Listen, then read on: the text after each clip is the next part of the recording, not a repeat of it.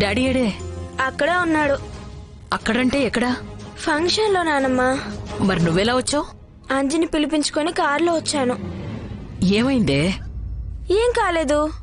మీ అమ్మ వంటలకే కదా, వంట చేస్తూనే ఉంది. ఏంటే అసలేం జరిగింది? శౌర్య మా అమ్మకు అసిస్టెంట్ కదా, సర్వ్ చేస్తూనే ఉంది. మీ నాన్నతో చెప్పకుండా వచ్చావా? హిమా, హిమా,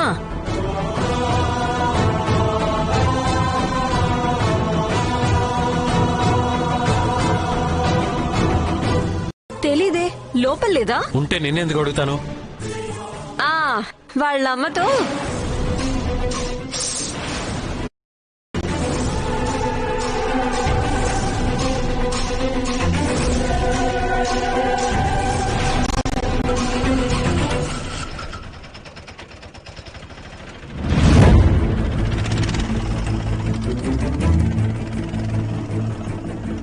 వెళ్ళిపోతున్నారే. వారణాసి హాస్పిటల్కి వెళ్ళొచ్చాడా వెంకటేష్? వెళ్ళారమ్మా. ఆ రౌడీ నంబర్ నీ దగ్గర ఉందా? దాని నెంబర్ నా దగ్గర ఎందుకుంటుంది? ఈసారి కలిసినప్పుడు తీసుకోమంటే తీసుకుంటా. నీకు వెటకరంగా ఉందా? హిమ కనపడక నేను టెన్షన్ పడుతుంటే ఖచ్చితంగా దాంతోనే వెళ్ళి ఉంటుంది.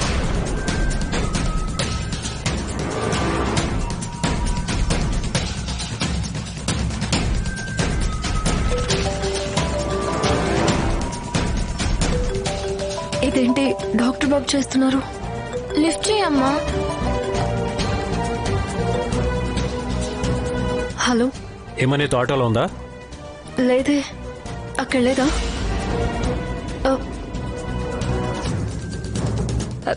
ఏంటి, ఏమంది? ఆటోలో కూడా లేదు.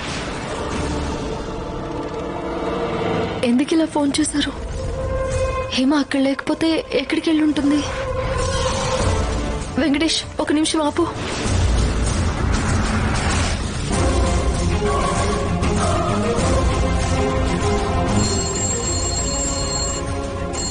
ఆ దీపేనా? కాదు, ఆదిత్య. హలో అన్నయ్య, హిమ ఇంటికి వచ్చేసింది. వచ్చిందా? ఒక్కతేలా వచ్చింది? అంజీ వచ్చి తీసుకొచ్చాడులే. నువ్వు టెన్షన్ పడతావని ఫోన్ చేశాను. పోనీలే, వచ్చింది కదా.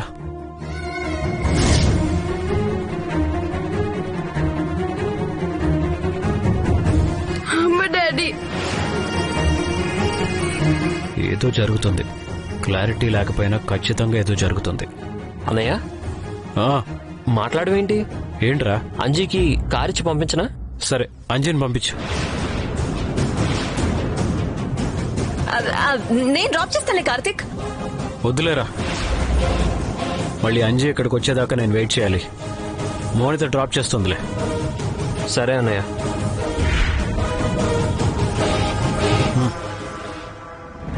అవునా? సరే అత్తయ్య, ఉంటాను. ఇంటికి వెళ్తున్నాను. ఏమైందమ్మా?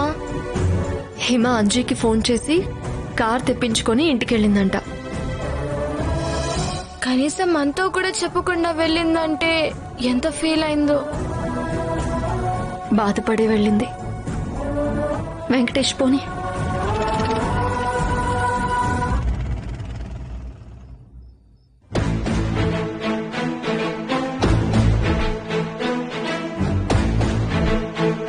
ఫంక్షన్కెళ్ళి భోజనం చేయకుండా వచ్చావంటే అంత కోపం ఎవరి మీద వచ్చిందే? ఏమో. ఏమో ఏంటే? నీకెవరి మీద కోపం వచ్చిందో నీకే తెలీదా? అసలు నువ్వే కదా తప్పు చేసా. అసలు నీ ఫంక్షన్ కి నాకు ఏమైనా సంబంధం ఉందా? నేను తప్పు చేశానంటావేంటి? నేను పుట్టగానే మా అమ్మ దగ్గర నుంచి నన్ను తీసుకొచ్చింది నువ్వే కదా. మరి అయితే తీసుకొస్తే తీసుకొచ్చావు. మా డాడీని పెంచుకోమని ఇవ్వకుండా ఉండాల్సింది. ఇది మీ డాడీ మీద కోపమా, నా మీద కోపమా? ఏమో. మా అమ్మ దగ్గర సౌర్య ఉంది కాబట్టి సౌర్య పనిచేస్తే పర్వాలేదు. మా డాడీ దగ్గర నేనున్నాను కాబట్టి నేను పనిచేస్తే మాత్రం ఊరుకోడు. ఎందుకు? ఏమో. ఏంటి? ఏమో కాదే, తప్పేనే. నాకెంత కోపం వస్తుందో తెలుసా? ఎవరి మీదే? ఏమో, నాకెందుకు అంత కోపం వస్తుంది నానమ్మ, కానీ ఎవరి మీద ఎందుకు తెలియడం లేదు.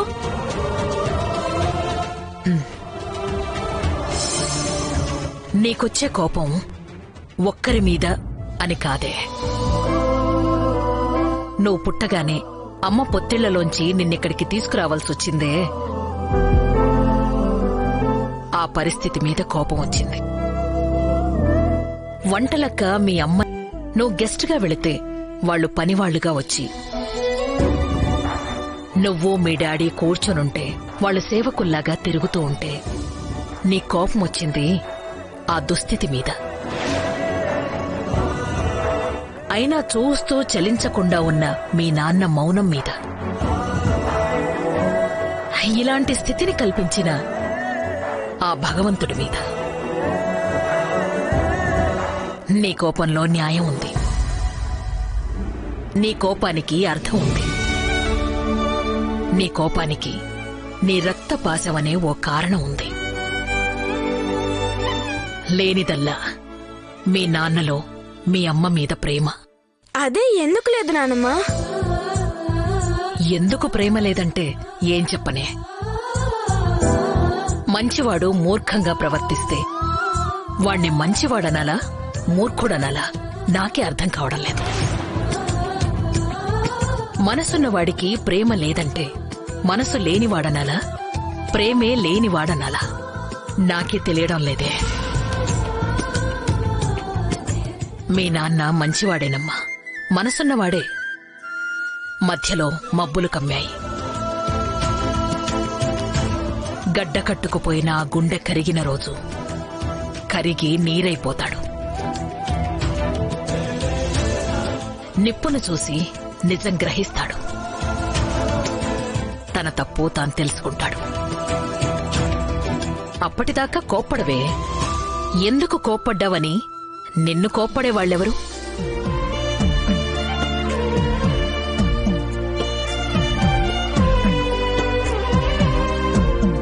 రా.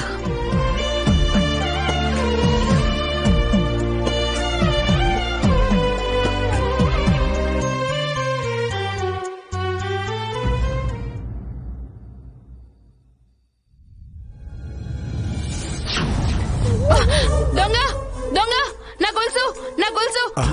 ఆగరా దొంగ! భాగ్యం! అమ్మో నా గొలుసు! భాగ్యం! నా గొలుసు! భాగ్యం! దొరికాడు దొరికాడు దొరికాడు! దొంగ దొరికాడు దొంగ దొరికాడు! ఎక్కడికి పోతారో నన్ను తప్పించుకుని నా గొలుసు నాకు ఇచ్చేయి. భాగ్యం! భాగ్యం! చేతులేవి? చిచి చిచి చిచి, నా గొలుసులేవి? దొంగడేడి? దొంగేంటి గొలుసులేంటి? కలగన్నావా? కలా? అయితే దొంగ రాలేదా? ఇంటి దొంగ నువ్వుండగా ఇంకో దొంగ ఎక్కడి నుంచి వస్తాడే? నోరు మూసుకొని పడుకో. అయ్యో, కాస్త దొంగను పట్టుకుంటే నీ సొమ్మే పోయిందయ్యా. మన సొమ్మే కదా పట్టుకుపోయేది. మొహం పచ్చడి చేస్తానేమనుకుంటున్నావయ్యేమో. నీ కల్లోకొచ్చిన దొంగని నేను పట్టుకోవడం ఏంటే? పిచ్చి మొహమా? పడగా.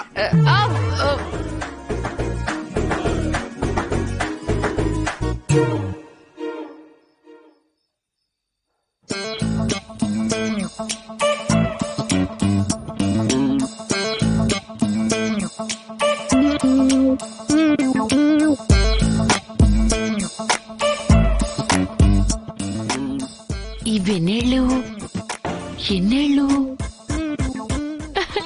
మయ్య బాగా నిద్రపోయాడు.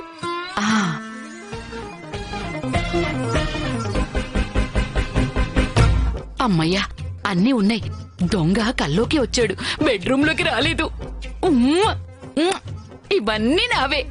అబ్బబ్బబ్బబ్బబ్బ.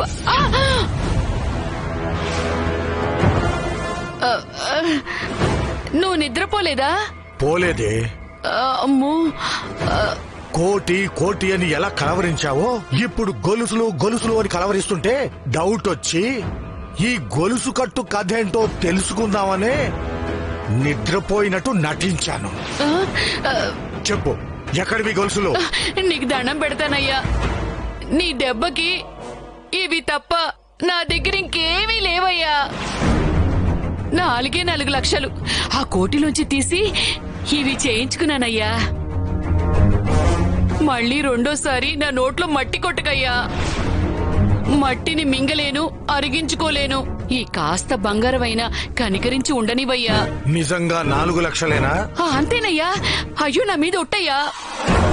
కావాలంటే తిట్టయ్యా, ఓ రెండు కొట్టయ్యా, కానీ ఇవి మాత్రం ఉంచయ్యా. సరే, వాఘోరించు. ఆ?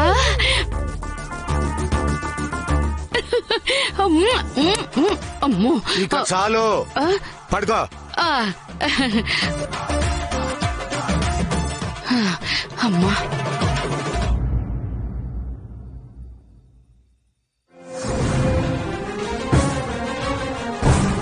నువ్వేంటమ్మా ఇక్కడ పనులు చేయడానికి వచ్చావు?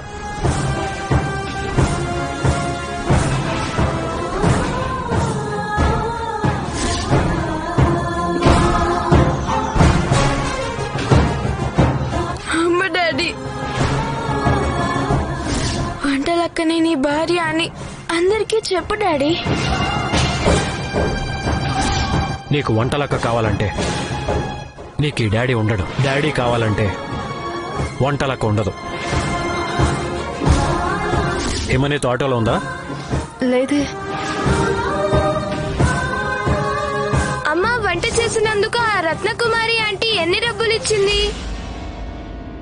నేను చూడలేదత్తమ్మా. కవర్లో పెట్టి చేతిలో పెట్టింది.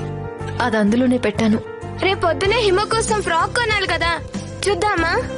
చూడు.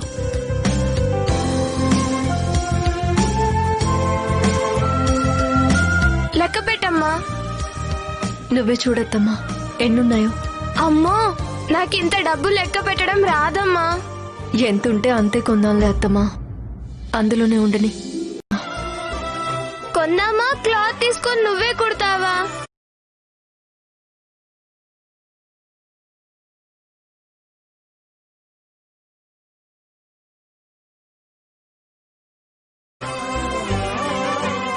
నీ ఇష్టం అత్తమ్మా. మంచి క్లాత్ కొని అందంగా కుట్టమ్మా. అలాగేలే. మనం ఫ్రాక్ కుట్టిస్తే హిమకి బాగా నచ్చాలి. నచ్చుతుందిలే. రేపొద్దునే వెళ్దామా? సెంటర్ లోని షాప్ లో డిస్కౌంట్ సేల్ పెట్టారమ్మా. రేపొద్దున వెళ్తే క్లాత్ తెచ్చుకోవచ్చు. ఇన్ని నువ్వు ఆలోచిస్తున్నావు, కానీ హిమా మనం ఏం కొనిస్తామా అని ఎదురు చూడడం లేదత్తమ్మా. మనమంతా ఎప్పుడు కలుస్తామా అని ఎదురు చూస్తుంది. డాక్టర్ బాబుతో ఎప్పుడు కలుపుదామా అని ఆలోచిస్తుంది. అవునమ్మా, అసలు మనం పని చేయడమే హిమకి ఇష్టం లేదు. అంత ఆస్తి ఉండి కూడా నువ్వు కష్టపడి డబ్బులు సంపాదిస్తున్నావని హిమ బాధపడింది అని తను కూడా సర్వ్ చేసింది. హిమ తట్టుకోలేకపోతుంది అత్తమ్మా. అమ్మా నాన్న విడివిడిగా ఉంటే హిమ నువ్వే కాదు, ప్రపంచంలో ఏ బిడ్డలు తట్టుకోలేరు. పిల్లలకి ఇద్దరూ కావాలి.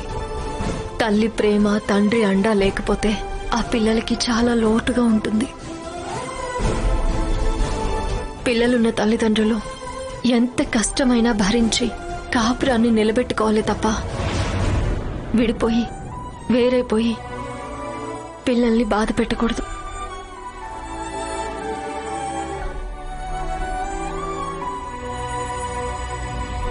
సౌర తినిందో లేదో, అక్కడ అమ్మకి బాగా హెల్ప్ చేసింది కదా.